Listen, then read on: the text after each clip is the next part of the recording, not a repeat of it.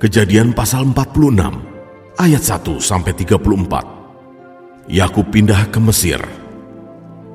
Jadi berangkatlah Israel dengan segala miliknya, dan ia tiba di Beersheba. Lalu dipersembahkannya korban sembelihan kepada Allah Ishak ayahnya. Berfirmanlah Allah kepada Israel dalam penglihatan waktu malam, "Yakub, Yakub." Sahutnya, "Ya Tuhan." Lalu firman-Nya, "Akulah Allah, Allah ayahmu. Janganlah takut pergi ke Mesir, sebab aku akan membuat engkau menjadi bangsa yang besar di sana. Aku sendiri akan menyertai engkau pergi ke Mesir, dan tentulah aku juga akan membawa engkau kembali, dan tangan Yusuflah yang akan mengatupkan kelopak matamu nanti." Lalu berangkatlah Yakub dari Beersheba, dan anak-anak Israel membawa Yakub, ayah mereka, beserta anak dan istri mereka, dan mereka menaiki kereta yang dikirim Firaun untuk menjemputnya. Mereka membawa juga ternaknya dan harta bendanya yang telah diperoleh mereka di tanah Kanaan. Lalu tibalah mereka di Mesir, yakni Yakub dan seluruh keturunannya bersama-sama dengan dia. Anak-anak dan cucu-cucunya laki-laki dan perempuan, seluruh keturunannya dibawanyalah ke Mesir. Inilah nama-nama Bani Israel yang datang ke Mesir, yakni Yakub beserta keturunannya. Anak sulung Yakub ialah Ruben. Anak-anak Ruben ialah Henok, Palu, Hezron dan Karmi. Anak-anak Simeon ialah Yemuel, Yamin, Ohad, Yakin dan Zoar, serta Saul, anak seorang perempuan Kanaan. Anak-anak Lewi ialah Gerson, Kehat dan Merari. Anak-anak Yehuda ialah Onan, Shelah, Peres dan Zera. Tetapi dan Onan mati di tanah Kanaan. Dan anak-anak Peres ialah Hezron dan Hamul. Anak-anak Isakar ialah Tola, Puah, Ayub dan Simron. Anak-anak Zebulon ialah Zeret, Elon dan Yahleel. Itulah keturunan Lea yang melahirkan bagi Yakub di Padan Aram anak-anak lelaki serta Dina juga anaknya yang perempuan.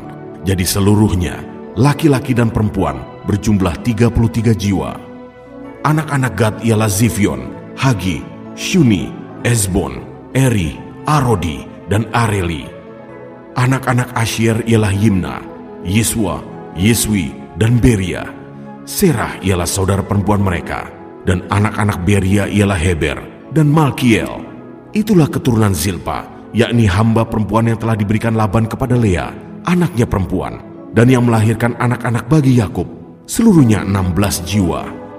Anak-anak Rahel, istri Yakub, ialah Yusuf dan Benyamin. Bagi Yusuf lahir Manasye dan Efraim di tanah Mesir, yang dilahirkan baginya oleh Asnat, anak perempuan Potifera, imam di On. Anak-anak Benyamin ialah Bela, Beker, Asibel, Gera, Naaman, Ehi, Rosh, Mupim, Hupim, dan Aret. Itulah keturunan Rahel yang telah lahir bagi Yakub, seluruhnya berjumlah 14 jiwa. Anak Dan ialah Husim. Anak-anak Naftali ialah Yazil, Guni, Yezer, dan Shilem. Itulah keturunan Bilha, yakni hamba perempuan yang diberikan Laban kepada Rahel, anak yang perempuan, dan yang melahirkan anak-anak itu bagi Yakub, seluruhnya berjumlah 7 jiwa.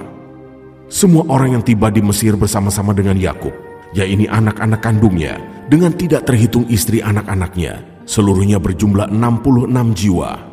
Anak-anak Yusuf yang lahir baginya di Mesir ada 2 orang. Jadi keluarga Yakub yang tiba di Mesir, seluruhnya berjumlah 70 jiwa. Yakub menyuruh Yehuda berjalan lebih dahulu mendapatkan Yusuf, supaya Yusuf datang ke Goshen menemui ayahnya. Sementara itu sampailah mereka ke tanah Goshen.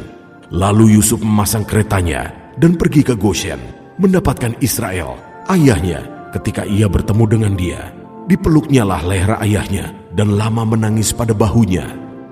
Berkatalah Israel kepada Yusuf, "Sekarang bolehlah aku mati, setelah aku melihat mukamu dan mengetahui bahwa engkau masih hidup." Kemudian berkatalah Yusuf kepada saudara-saudaranya dan kepada keluarga ayahnya itu, "Aku mau menghadap Firaun dan memberitahukan kepadanya, saudara-saudaraku dan keluarga ayahku yang tinggal di tanah Kanaan telah datang kepadaku. Orang-orang itu gembala kambing domba, sebab mereka itu pemelihara ternak, dan kambing dombanya, lembu sapinya, dan segala miliknya telah dibawa mereka. Apabila Firaun memanggil kamu dan bertanya, apakah pekerjaanmu? Maka jawablah, hamba-hambamu ini pemelihara ternak, sejak dari kecil sampai sekarang, baik kami maupun nenek moyang kami, dengan maksud supaya kamu boleh diam di tanah Goshen, sebab segala gembala kambing domba adalah suatu kekejian bagi orang Mesir.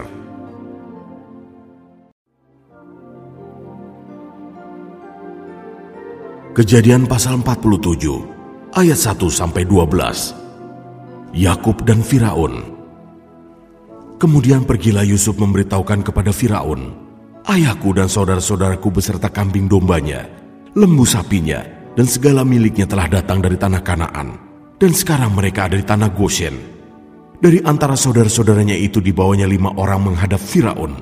Firaun bertanya kepada saudara-saudara Yusuf itu, apakah pekerjaanmu? Jawab mereka kepada Firaun, hamba-hambamu ini gembala domba, baik kami maupun nenek moyang kami. Lagi kata mereka kepada Firaun, kami datang untuk tinggal di negeri ini sebagai orang asing, sebab tidak ada lagi padang rumput untuk kumpulan ternak hamba-hambamu ini. Karena hebat kelaparan itu di tanah Kanaan, maka sekarang izinkanlah hamba-hambamu ini menetap di tanah Goshen. Lalu berkatalah Firaun kepada Yusuf, ayahmu dan saudara-saudaramu telah datang kepadamu. Tanah Mesir ini terbuka untukmu. Tunjukkanlah kepada ayahmu dan kepada saudara-saudaramu tempat menetap di tempat yang terbaik dari negeri ini. Biarlah mereka diam di tanah Goshen. Dan jika engkau tahu di antara mereka orang-orang yang tangkas, tempatkanlah mereka menjadi pengawas ternakku.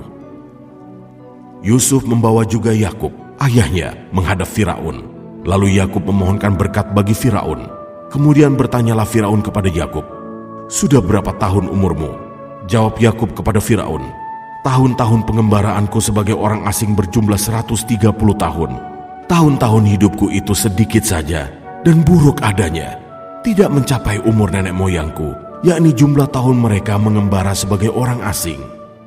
Lalu Yakub memohonkan berkat bagi Firaun. Sesudah itu keluarlah ia dari depan Firaun. Yusuf menunjukkan kepada ayahnya dan saudara-saudaranya tempat untuk menetap dan memberikan kepada mereka tanah milik di tanah Mesir, di tempat yang terbaik di negeri itu, di tanah Rameses, seperti yang diperintahkan Firaun.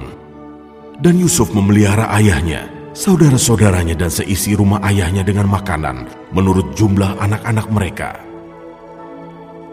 Ayat 13-26. Tindakan Yusuf.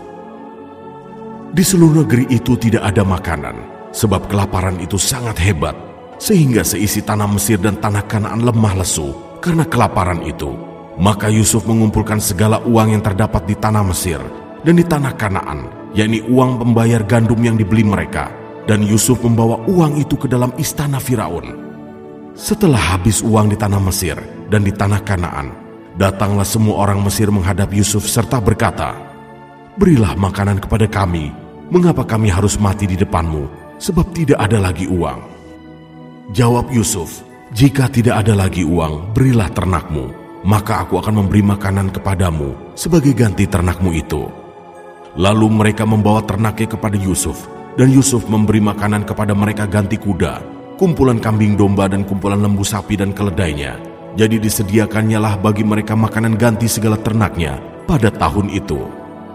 Setelah lewat tahun itu, datanglah mereka kepadanya pada tahun yang kedua, serta berkata kepadanya, tidak usah kami sembunyikan kepada tuanku, bahwa setelah uang kami habis, dan setelah kumpulan ternak kami menjadi milik tuanku, tidaklah ada lagi yang tinggal yang dapat kami serahkan kepada tuanku, selain badan kami dan tanah kami. Mengapa kami harus mati di depan matamu, baik kami maupun tanah kami? Belilah kami dan tanah kami sebagai ganti makanan, maka kami dengan tanah kami akan menjadi hamba kepada Firaun. Berikanlah benih supaya kami hidup dan jangan mati, dan supaya tanah itu jangan menjadi tandus. Lalu Yusuf membeli segala tanah orang Mesir untuk Firaun, sebab orang Mesir itu masing-masing menjual ladangnya, karena berat kelaparan itu menimpa mereka. Demikianlah negeri itu menjadi milik Firaun. Dan tentang rakyat itu, diperhambakannya lah mereka di daerah Mesir, dari ujung yang satu sampai ujung yang lain.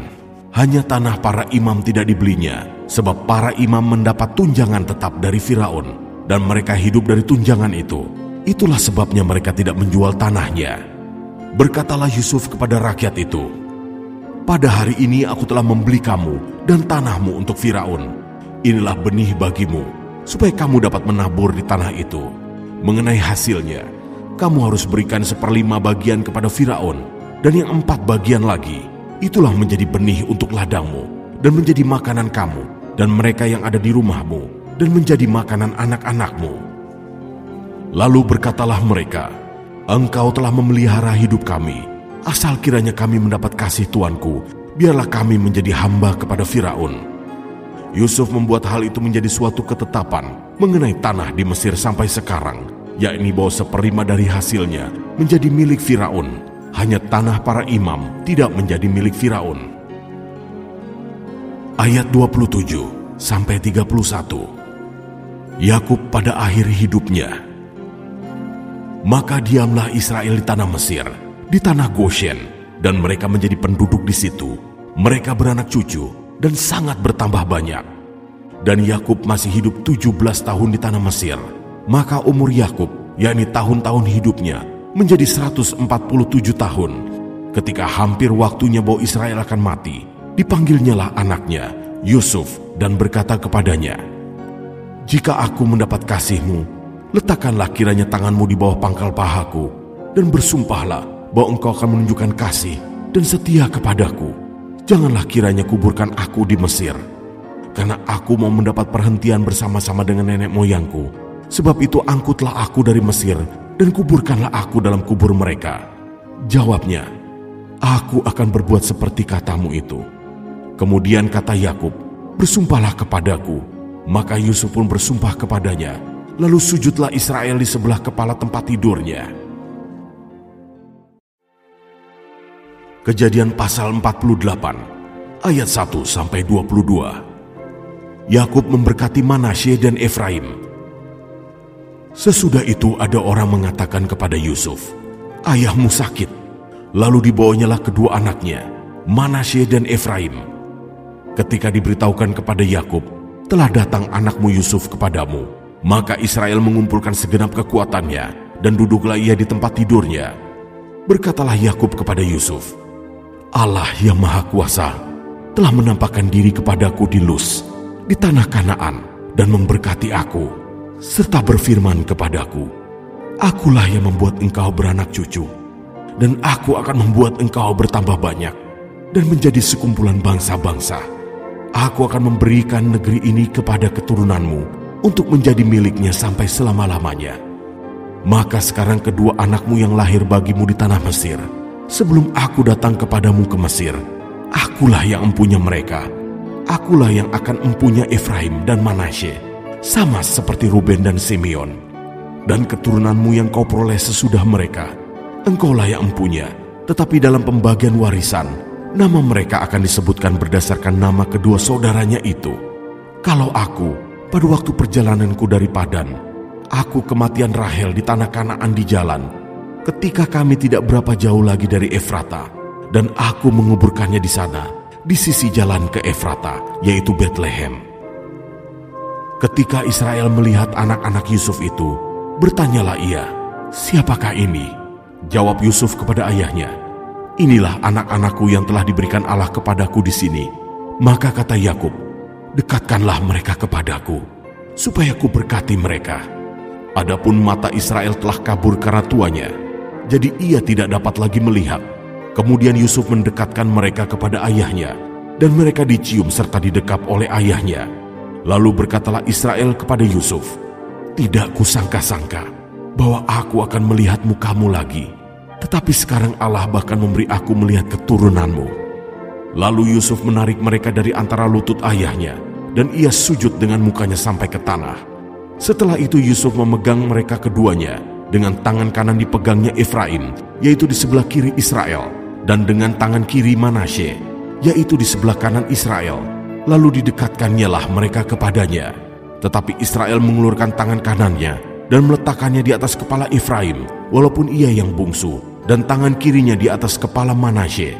Jadi tangannya bersilang, walaupun Manasye yang sulung. Sesudah itu diberkatinyalah Yusuf.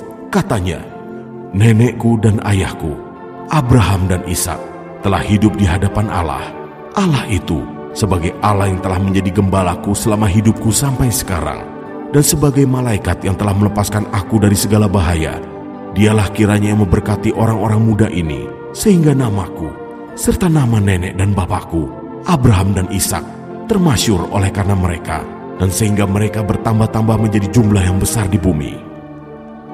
Ketika Yusuf melihat bahwa ayahnya meletakkan tangan kanannya di atas kepala Efraim, hal itu dipandangnya tidak baik. Lalu dipegangnya tangan ayahnya untuk memindahkannya dari atas kepala Efraim ke atas kepala Manasye. Katanya kepada ayahnya, "Janganlah demikian, ayahku, sebab inilah yang sulung. Letakkanlah tangan kananmu ke atas kepalanya." Tetapi ayahnya menolak. Katanya, "Aku tahu anakku, aku tahu. Ia juga akan menjadi suatu bangsa, dan ia juga akan menjadi besar kuasanya. Walaupun begitu, adiknya akan lebih besar kuasanya daripadanya, dan keturunan adiknya itu akan menjadi sejumlah besar bangsa-bangsa." Lalu diberkatinyalah mereka pada waktu itu. Katanya, "Dengan menyebutkan namamu lah orang Israel akan memberkati. Demikian, Allah kiranya membuat engkau seperti Efraim dan seperti Manasye." Demikianlah didahulukannya Efraim daripada Manasye. Kemudian berkatalah Israel kepada Yusuf, "Tidak lama lagi aku akan mati, tetapi Allah akan menyertai kamu dan membawa kamu kembali ke negeri nenek moyangmu. Dan sekarang aku memberikan kepadamu sebagai kelebihanmu daripada saudara-saudaramu suatu punggung gunung yang kurebut dengan pedang dan panahku dari tangan orang Amori."